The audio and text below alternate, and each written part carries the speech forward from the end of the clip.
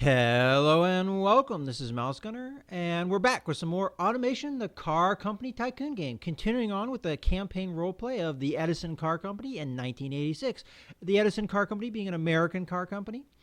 What we're going to be focusing on in this video is another engine build, and we're going to be building the engine for the Edison Constellation. The Constellation usually being the large fleet sedan in our lineup, and it's a little bit more luxury leaning, although it's not a true luxury car itself. Just has a little bit of a luxury, comfort-oriented style. So as far as the engine goes, we're going to be reintroducing an old engine, the 1981, well, bringing the 1981 HP 300 variant up into 1986. And also, we're going to be coming out with a new or different variant for the BS86 engine, which is a brand new engine, and we're going to tailor it more for the Constellation. So we're going to go ahead and start off with the BS86, and mostly the change is going to be adapting the car to more premium quality fuel. So first things first, go ahead and clone this variant. So we're going to be using the premium fuel rather than regular fuel, as this is, as I said, a more premium style vehicle. That makes perfect sense to have a little bit more expensive fuel in this setup, and that's going to allow us to do a number of things with this car. First off, it's going to allow us to increase this compression ratio up quite a bit. I'm going to go to at least 8.5. But we could go as high as probably 9 and still get away with it, although that is kind of pushing things. So we brought it up a full point of compression, which is a good improvement there. And just to see the difference here, we were getting 131 horsepower. We're going to bump that up to 138 horsepower. Now, I know I could have gotten more power and more economy out of this thing if I had instead just focused on, adjustments with the cam profile, adjustments with ignition timing, and what have you. But we're not going to be doing that. Mostly because I think this is a little bit more realistic, honestly. Sometimes I don't always go the more realistic route, but that's the way we're going to go. Any case, I think just a couple points there and we'll be good, although we were knocking there. So we got it up to 139. We're probably going to have to adjust our exhaust. I think I'm going to go with a dual exhaust setup, and as a result, I'm going to have to bring down the exhaust diameter. It looks like 1.25 inches is our ideal. 2 reverse flow mufflers is fine for me. I think that's probably going to be most of the changes for this vehicle. As I said, it's a variant of the engine. It's not a completely and totally redesigned engine. So a little bit ignition timing change, but mostly a massive change in compression. And that's due to, as I said, the premium quality fuel.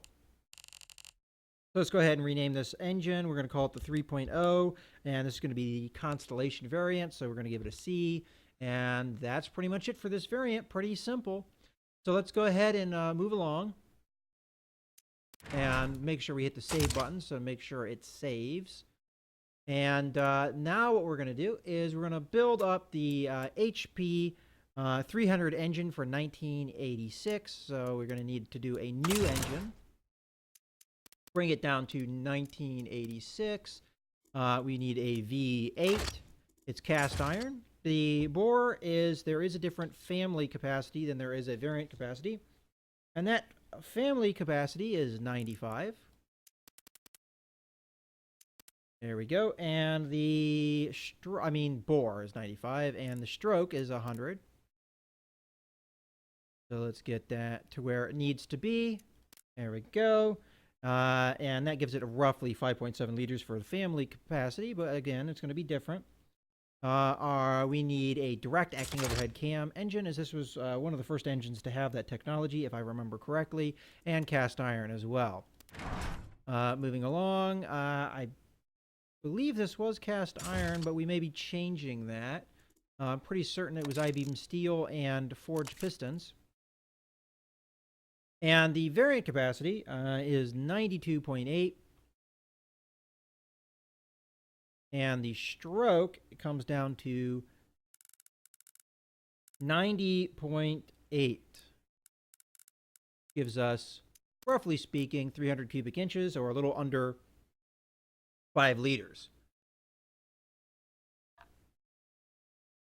Okay, moving along, we have our compression ratio is at 7.7, but luckily we get to use a little bit higher quality fuels now, so that will probably go up. Cam profile is 39. Styling. We'll keep with the older school styling, as this is an older engine, and traditionally I believe it was white in color, at least for the Constellation. Moving along, got naturally aspirated. Carburetor, it was a 4-barrel carb, and we want premium fuel now. Our fuel mixture was set at 15, and our ignition timing was at 51. RPM limit was up a little bit, 5,900. We need short cast, and how much does short cast give us? Okay, that's plenty of room. We need dual exhaust, and it's going to be 1.75 inches, so we're already there. We need a 3-way cat and 2 reverse flow mufflers. All right, so it's time to run this thing, so I'm going to shut up here so you guys can hear it.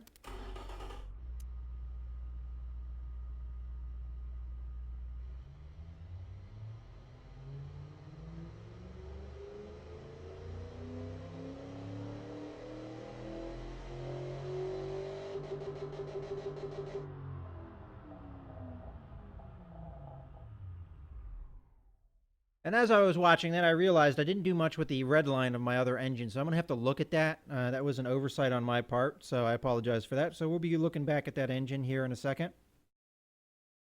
But in any case, we did do the premium fuel change. So what I think I'm doing, before we get too far into things, is to go ahead and talk about the V8s that Chevy has, as I always like to do my comparisons when I'm doing my engine build to what Chevy had. Now, Chevy only has a couple V8 variants in this year period if we ignore the Corvette engine, which we'll talk about in the future video if I remember when I'm doing the Comet build, because I think that's a little bit more appropriate at that time. Although the Comet uses a V6, it's the same type of car. So we have the base V8 and the Camaro Z28 and the Capri wagon, or an optional V8 for just the normal Camaro, Monte Carlo, and Capri. This is an overhead valve engine, which means it's a pushrod engine. It's a V8, in case I didn't already say that. Cast iron, block and head. Displacement is 5 liters, or 305 cubic inches. The compression ratio comes in at 9.5. That's pretty high. Brake horsepower comes in at 155 at 4,200 RPM. For the Monte Carlo, it comes in at 150 at 4,000. And for the Capri, 165 at 4,200. And for the Z28, it gets 165 at 4,400 RPM. So much like we saw in our previous videos, the horsepower numbers and other things change depending on what model this engine has, or what model this engine is in, I guess I should say. Torque comes in at 245 foot-pounds of torque at 2,000 RPM. For the Monte Carlo, that comes in at 240 foot-pounds of torque. The Capri comes at 245 at 2,400. And the Z28 comes in at 250 at 2,000. It has a 4-barrel carb, and that's about it for that version. I don't think those horsepower numbers will be all that hard to achieve, as we already have gone way past that. Torque numbers, it looks like we beat most of them. We matched what the Z28 had, so not bad there. Okay, and also they were bigger displacement. We have a high output V8 that was in the Monte Carlo SS.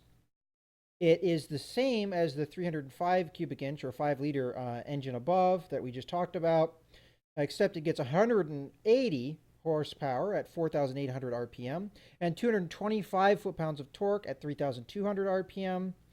And then there's another optional output V8, and this is in the Camaro Z28 IROC Z.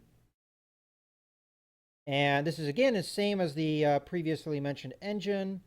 Except comes in with 190 horsepower at 4,800 RPM, and the torque comes in at 240 foot-pounds at 3,200 RPM. And then we have another optional high output V8 engine, which is again in the Camaro Z28 or IROC Z. And this is again the same, but tuned with port fuel injection. This comes in with 190 horsepower at 4,000 RPM, and the torque comes in at 285 foot-pounds of torque at 2,800 RPM. So I guess when I said there was only a couple engines, really what I meant was there's one engine and lots of optional, different tuning setups for that engine. So there you have it. It looks like at best we're looking at 190 horsepower and 285 foot-pounds of torque. Now that torque is probably not going to be matched by us, but considering that that engine had more displacement, as well as using fuel injection as a little bit of an advantage as well, we're not going to have that to use, unfortunately. And not only that, we're not going for a performance build here, honestly. This is actually supposed to kind of be a middle-of-the-road engine, but from what I've seen, it's pretty easy to beat the V8s that Chevy was producing in around this time period. I think since 76, we've had a pretty easy time beating Chevy's V8s. Some of that might be due to them using still pushrod engines. But in any case, let's go ahead and mess around with our engine and take advantage of what we can take advantage of. So I'd like to get that compression ratio up for sure. Let's get it up to at least 8.5. As we were discussing there, I mean, they were getting 9.5 with the V8 that's in those Chevys. So let's get this up reasonably high. I don't think we're going to be able to get up to 9 quite. So I think I'm going to kind of chill out with 8.5 compression. And as I said, we're a full point under what they were doing, but these are different engines after all, so we don't have to be exactly the same as what they did. But I like to be in the ballpark sometimes. As far as ignition timing goes, we have a lot of room for that. But we do have to pay attention to how it may affect where our power comes in. And I don't really see it necessarily helping our horsepower numbers too much. We were at 51, and at 51 we were getting 230, so at some point it helps. But there was a part it was starting to hurt. And sometimes you get that. If you go too high with your ignition timing, it essentially starts being more of a liability than a benefit. So it looks like that's about as far as I can push the ignition timing, where our cam profile is set up and all the other setups of our engine. So I'll probably go 1 point up on our compression and probably drop it down in ignition timing so we're not knocking. And with that, we get 234 horsepower and 266 foot-pounds of torque. As I said, we didn't match the torque numbers that their highest output V8 engine was getting, but we easily bested their horsepower numbers. So that's good to see. So I'm pretty happy with this engine, but this time let's actually focus on where our RPM limit is, as well as our exhaust. Is our exhaust giving us all we require? It looks like it's good where it is. One thing I consider about changing was this cast crank. We might go with forged steel, although billet steel would be more of an improvement, but it would also take us more time to build, although that is quite a bit of a drop in cost.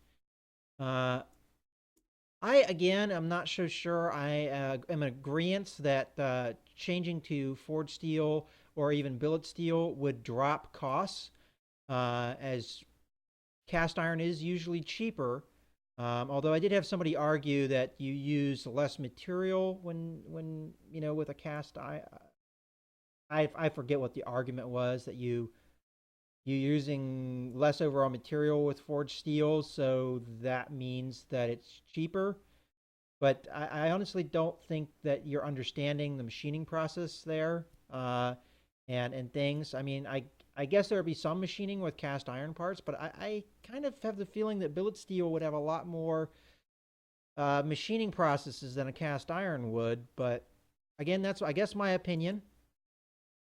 I see where the production unit, increase comes from, but You know, some people say that that outweighs it. You know, time is money and all of that. But if that's the case, then I don't know. I'm not going to get too much into that argument. But I think I'm just going to go with forged steel here.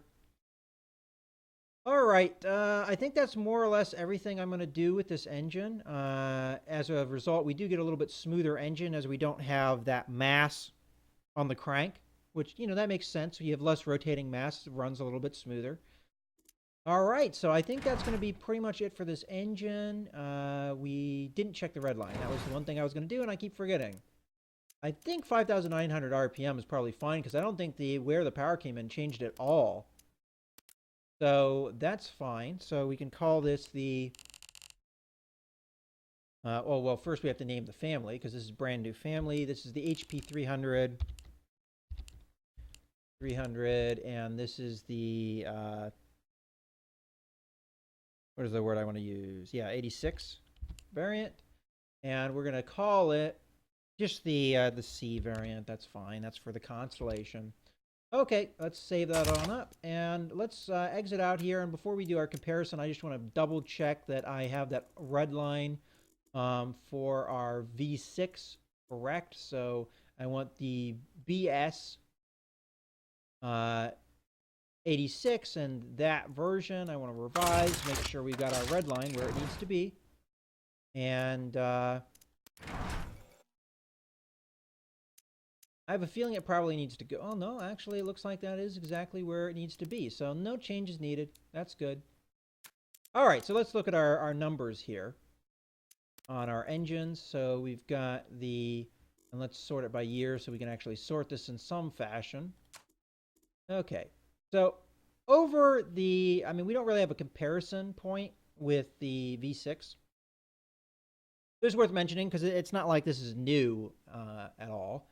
We will grab the HP 381 engine to look at, though. So for the Constellation variant, main difference being the fuel quality we're using. We gain about 7.5 horsepower, gain pretty decent amount of foot-poundage of torque there. Emissions go up a little bit. I guess that makes sense in a way. Loudness goes down. Smoothness, same. Production units, more. That makes sense. We're using dual exhaust rather than a single exhaust and things like that. Cost goes up. Reliability the same. Economy comes in a little bit better. That makes sense. We went up with the compression ratio as well as a little bit in the ignition timing, so that makes sense. And weight went up a little bit, again, dual exhaust versus single exhaust. Now, the HP 300 engine, if we compare that to what the Constellation was getting before, we really went up quite a bit there. Looks like roughly around 17-ish, if I'm reading that correctly. And we also gain a lot of torque, and emissions went down a little bit. Some of these are going to be differences in time period, though, so you have to keep that in mind. Responsiveness went up, loudness went down, smoothness went up pretty significantly. Production units went up a little bit, and could have been, yeah, we changed the crank. That would have been a good reason for that. Our cost went down. Again, advancement in time, and we also noticed that crank does lower costs as well, so that's going to play a factor. Reliability went up a few points. Again, that's good. Some of that's going to be advancement in time again. Our economy went up a pretty significant margin, and that's difference in fuel quality as well as an advancement in time. And finally, we've got the weight, which is a pretty good drop off. But again, we changed the crank. So there you go. The one thing I'm curious about is it's saying we're not using very much of the fuel octane, and I'm wondering if it saved that appropriately. Let's go ahead and look at that, revise engine here. So it's saying we're only using 90.2, and I'm pretty sure I did max this thing out. I guess that's just where it falls, is 90.2. That's fine. Just wanted to make sure everything was good. There was that one time where we had an engine kind of bug out on us and not want to save, but I think since they've added some of the new saving mechanics, it's been a little bit more reliable in that regards. So in any case, I hope you guys have enjoyed this video. This is Mouse Gunner signing out.